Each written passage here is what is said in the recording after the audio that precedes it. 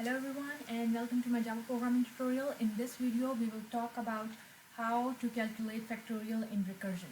So as we have seen recursion in our previous video, that how recursion works, by you have to identify your base case and the recursive case. So same in every recursion programming question, you have to identify the base case, which is like the basic case, and then you have to identify the recursive, which is actually kind of a loop or actually kind of a calling the same method. So as we are calculating the factorial, so let's take a look with the fact. So how you calculate a factorial first of all. So to calculate a factorial, for example, if I have to ask the factorial of 3, the factorial of 3 will be 3 times 2 times 1, and the answer will be 6, right? So this will be the answer for the factorial.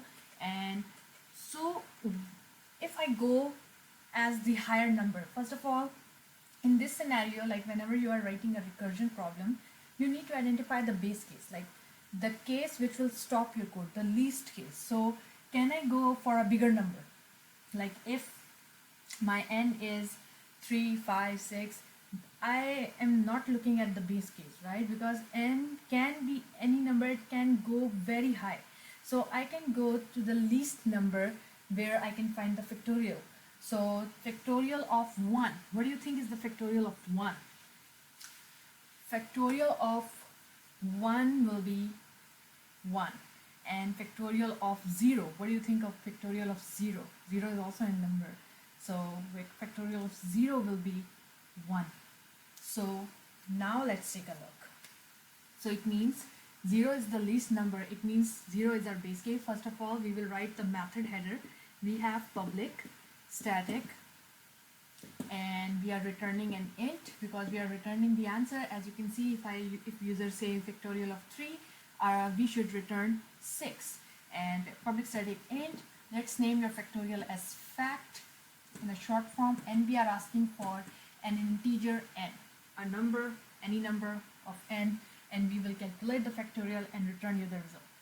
Now as we are doing it with recursion, we have to identify the base case as we did. So our base case is if n equals to 0. If n is 0, it means we cannot reduce that number anymore, right? And and if n becomes 0, return 1. We are returning 1. Factorial of 0 is 1. And now you have the else case. Base case is easy to identify, it's easy to write. You have already written half of the code. And now you are left with just one statement with your else with the recursion part. So now in else you will be writing the recursive statement. How to write a recursive statement? First of all, write the same method name, which is fact. And don't forget to write the return keyword because you are returning an int. So I will be writing return. Fact is the method name, and now inside this n, if I pass fact n, it will be an infinite loop. If I say factorial of 3, 3 is 0, no, else return fact 3, 3 back, 0, no, fact 3, go back, no. And what is the rule of writing a recursive statement? That you need to make sure that your recursive call should meet your base case once. So if my fact is 3, what I have to do with that 3 that it meets or it becomes 0? I have to remove 1. So I have to subtract something. So -1. So fact n minus 1. Why I have did n minus 1? Because this is how you are calculating a factorial. When you have 3 factorial, when you have to calculate a factorial of 3, you are reducing that number by 1 every time. 3, 2, 1. So this is what this method called a recursive statement will do. Are we done? No, we are missing one thing. This is just reducing the number. This is not keeping track of your answer. And how to keep track of the answer is, what you have to do is this dot, which we call it as multiplication sign. So it means you have to do multiplication with the same number, which will be n. And that's it. This is the statement for your recursive code. Now let's take a look at the back end, how Java is taking this code. Okay, so I will be creating a Java over here. So you have a little Java on this side, and your n is, let's say user has given you, okay, n is equals to 3. We will stick to a smaller example so that it's easy to trace back and understand. Java, it's making a call, and what will happen is n is equals to 3. N is 3, you go over here. Is n equals to 0? No, you go into your recursive case where you have a method called fact n minus 1. When you receive a method call, you skip this part. You skip this part, you don't do this part right now.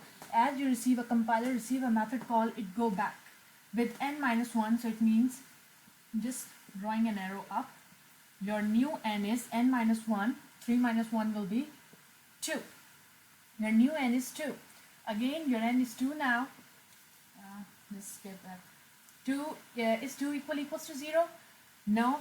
Again, we are in else, fact n minus 1. We are skipping one more time of n minus 1. Times n, just writing times n, that we have to do times n on every step. N is 2, 2 minus 1, your new n is 1. Again, we are in our n equals to 1. You are in your recursive case. Is 1 equals to 0? No, you go over here, you have 1 minus 1, 0. Now your n is equals to 0. Is n equals to 0? Yes. Return 1. Now this went to the base case.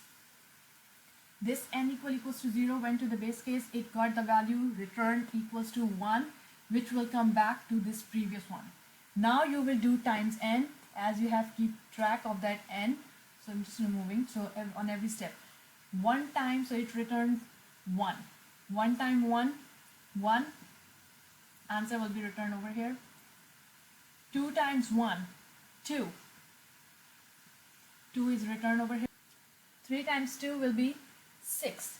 And 6 is returned to Java, which is the actual return statement will return you 6, and this was the answer we were looking for. This is how you solve the factorial, and this is how the recursion works. When you have some statement, whether it's multiplication with n, plus 10, something, any other things in the same recursive line, when you have a recursive call, it will just make a go or until and unless you reach the base case. As you reach the base case, it comes back solving the remaining problem. So on every step, you need to keep track of your n or whatever the equation you have over here. That's it for this video. Thank you. Bye-bye.